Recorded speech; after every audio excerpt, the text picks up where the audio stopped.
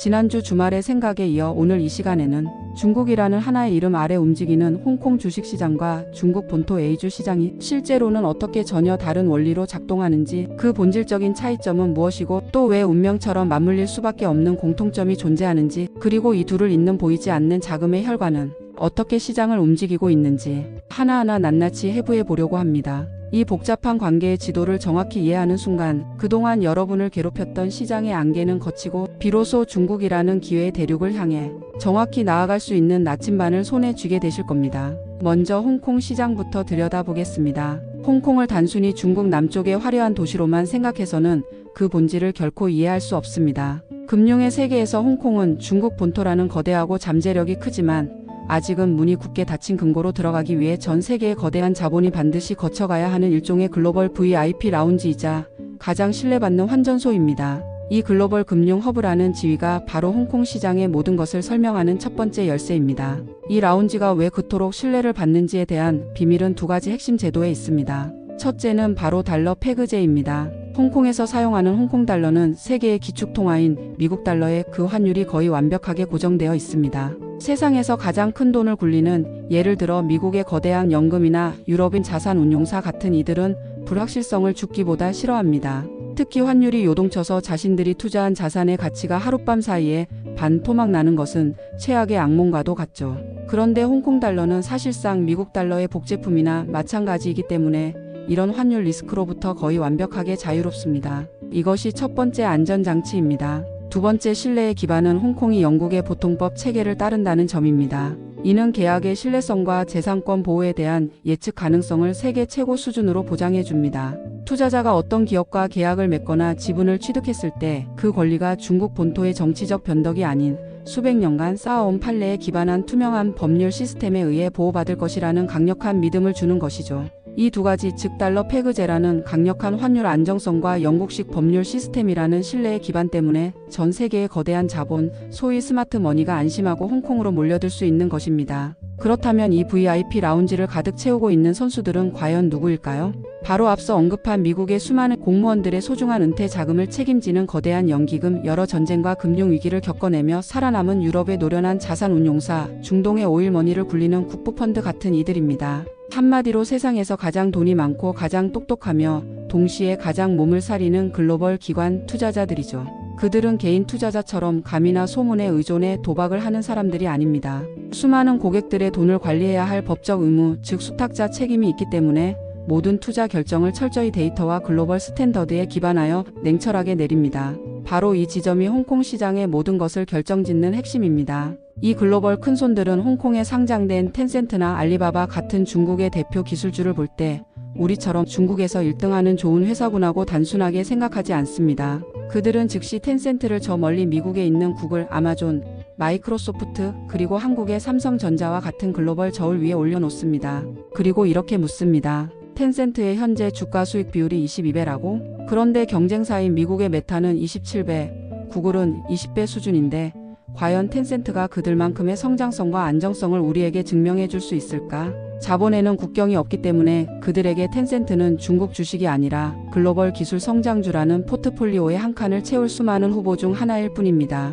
만약 텐센트가 뉴욕이나 프랑크푸르트 증시에 상장된 다른 주식보다 더 매력적이라는 확신을 주지 못한다면 자본은 미련 없이 그곳을 떠나 다른 대안으로 흘러갈 뿐입니다. 그렇기에 홍콩 시장에 운전대는 놀랍게도 중국 정부가 아니라 이 글로벌 큰손들의 기분을 좌우하는 미국이 쥐고 있다고 해도 과언이 아닙니다. 미국 중앙은행인 연방준비제도의 의장이 기자회견에서 금리를 올릴 것 같은 뉘앙스만 풍겨도 홍콩에 있던 돈들은 중국 주식에 투자하는 지정학적 위험을 감수하느니 차라리 아무 위험 없이 이자를 주는 안전한 미국 국채를 사는 게 낫겠네?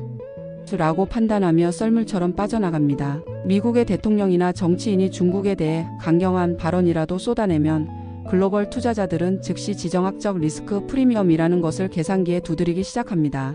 이것은 일종의 위험 보험료와 같은 개념입니다. 허리케인이 자주 오는 지역의 집에 보험을 들 때 보험료가 비싸지는 것처럼 미중 관계가 험악해질수록 투자자들은 더 높은 보험료, 즉 더 큰 폭의 주가 할인을 요구하게 됩니다. 그래서 기업의 실적과 아무 상관없이 주가가 속절없이 떨어지는 현상이 발생하는 것이죠.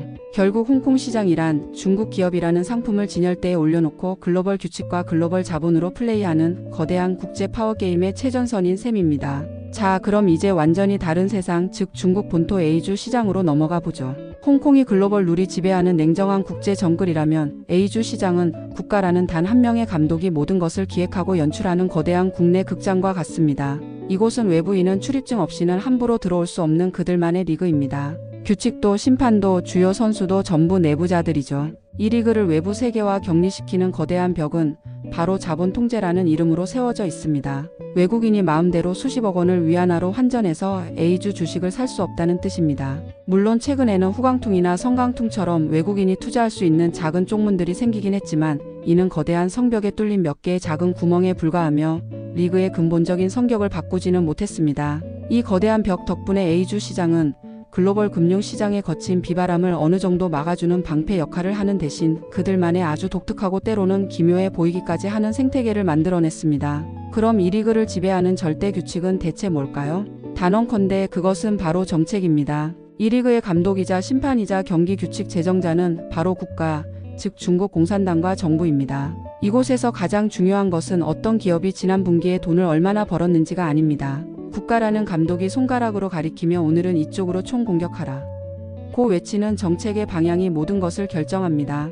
A주 시장의 진짜 고수들이 경제학 책이나 재무제표 분석 책 대신 매년 초 발표되는 두껍고 지루하기 짝이 없는 정부 업무 보고서와 인민일보 일면 사설을 단어 하나하나 뜯어가며 밤새워 읽는 이유가 바로 여기에 있습니다. 그 안에 다음에 돈이 몰릴 곳에 대한 보물 지도가 숨겨져 있기 때문이죠. 예를 들어 정부가 신품질생산력이라는 듣기만 해도 머리 아픈 단어를 발표했다고 칩시다. 이것은 단순한 슬로건이 아닙니다. 과거의 성장 방식이었던 부동산과 저부가가치 제조업은 이제 끝났다. 앞으로 국가의 모든 돈과 자원은 인공지능, 첨단 반도체, 바이오, 녹색 에너지와 같은 새로운 질적 성장 동력으로만 흘러갈 것이다. 그러니 다른 곳에 투자하면 재미없을 줄 알아라 라는 매우 강력하고 노골적인 선언입니다. 이 신호를 알아들은 시장의 참여자들, 특히 2억 명이 넘는 개인 투자자들은 즉시 부동산 관련 주식을 팔고 반도체나 AI 관련 주식으로 자금을 이동시킵니다.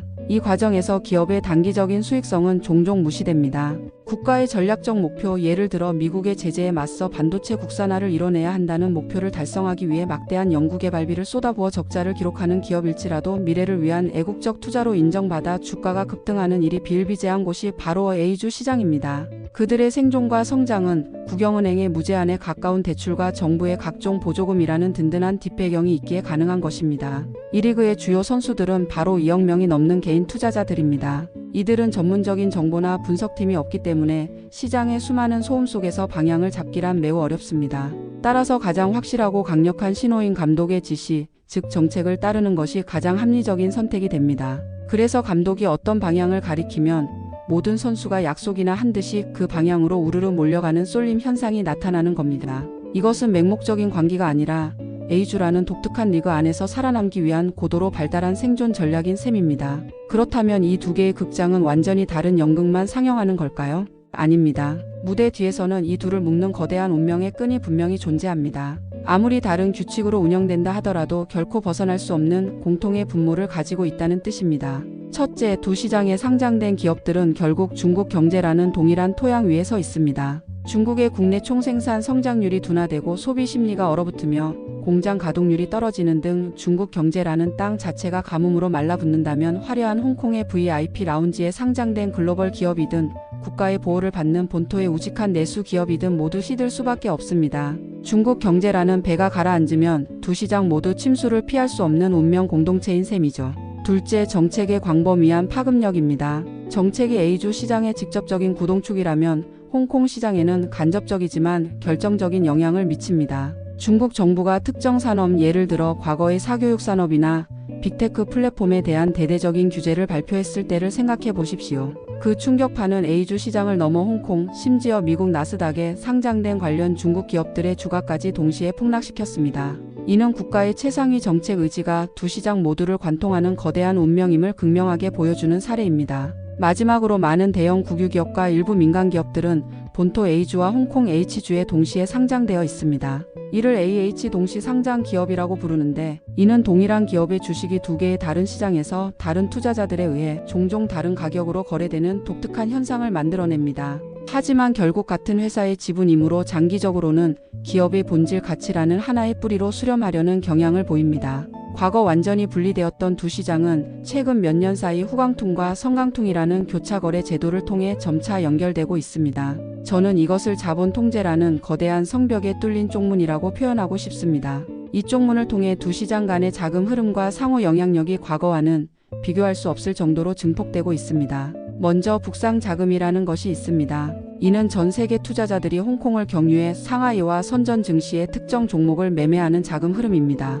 이 북상 자금의 순매수 또는 순매도 동향은 글로벌 스마트 머니가 중국 본토 시장을 어떻게 평가하는지를 보여주는 가장 중요한 선행 지표 중 하나로 여겨집니다. 이들이 어떤 업종을 사들이는지를 보면 글로벌 투자자들이 중국의 정책 방향을 어떻게 해석하고 있는지를 엿볼 수 있습니다. 반대로 남아자금도 있습니다. 이는 중국 본토 투자자들이 상하이와 선전 증권사를 통해 홍콩 주식을 매매하는 자금 흐름을 말합니다. 이 남아자금은 텐센트와 같이 본토에는 상장되지 않은 핵심 기술주에 대한 본토 투자자들의 갈증을 반영하며 이제는 홍콩 시장의 유동성과 특정 종목의 주가에 무시할 수 없는 영향력을 행사합니다. 이처럼 두 시장은 보이지 않는 혈관을 통해 서로의 피를 주고받으며 점차 하나의 유기체처럼 연결되고 있는 것입니다. 자, 이제 이 길고 긴 이야기의 최종 결론에 도달했습니다. 이 모든 비밀을 풀고 난 우리가 승리하기 위해 얻어야 할 전략은 명확합니다. 그것은 바로 우리 투자자가 두 개의 다른 뇌를 장착한 듀얼 애널리스트가 되어야 한다는 것입니다.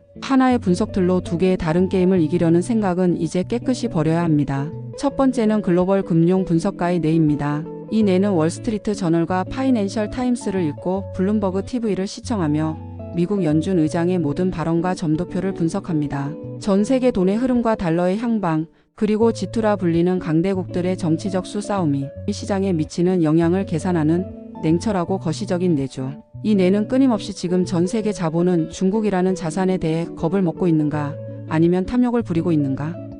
라고 질문해야 합니다. 이것이야말로 홍콩 시장을 공략할 때 반드시 필요한 핵심 장비입니다. 그리고 다른 하나는 중국 정책 탐정의 뇌입니다. 이 뇌는 두껍고 지루하기 짝이 없는 중국 공산당의 공식 문서를 읽으며 반복해서 등장하는 키워드와 문장들 속에서 행간의 의미를 찾아냅니다. 기업의 과거 실적이라는 백미러를 보는 대신 국가가 나아가려는 방향이라는 내비게이션을 보는 예리한 뇌입니다. 공동부유, 내순환, 신품질생산력과 같은 단어들이 단순한 구호가 아니라 수천조 원의 돈이 움직일 방향을 알려주는 암호라는 것을 해독해내는 능력이죠. 이 뇌는 항상 지금 중국 공산당은 국가의 돈을 어디로 흘려보내고 싶어 하는가?